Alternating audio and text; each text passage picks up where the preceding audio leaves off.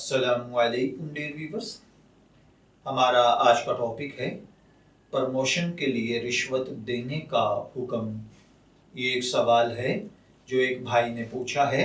ایک بندہ اگر کسی ادارے میں نوکری کرتا ہے اور اس کی پرموشن ہے، لیکن ادارے میں جس کی پرموشن کا کام ہے وہ لے تو لال سے کام لے رہا ہے، بندے کو رشوت پہ مجبور کر رہا ہے، کیا اس بندے کو رشوت دے کر اپنا حق یعنی پرموشن حاصل کرنا چاہیے یا نہیں؟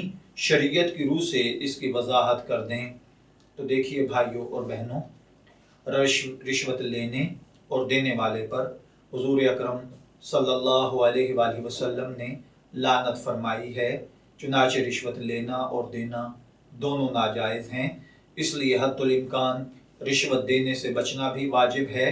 البتہ اگر کوئی جائز کام تمام تقاضوں کو پورا کرنے، حق ثابت ہونے کے باوجود صرف رشوت نہ دینے کی وجہ سے نہ ہو رہا ہو، تو ایسی صورت میں حقدار شخص کو چاہیے اولاً وہ اپنی پوری کوشش کرے کہ رشوت دیے بغیر کسی طرح متعلقہ ادارے کے بڑوں سے بات کر کے قوانین کا حوصلہ لیتے ہوئے، قوانین کی مدد حاصل کرتے ہوئے اس کا کام جائز طریقے سے کروایا جائے، یا اگر سرکاری نوکری ہے تو ملازمت کے قواعد اور معاہدہ ملازمت کو بنیاد بنا کر عدالت یا متعلقہ ادارے سے داد رسی طلب کی جائے۔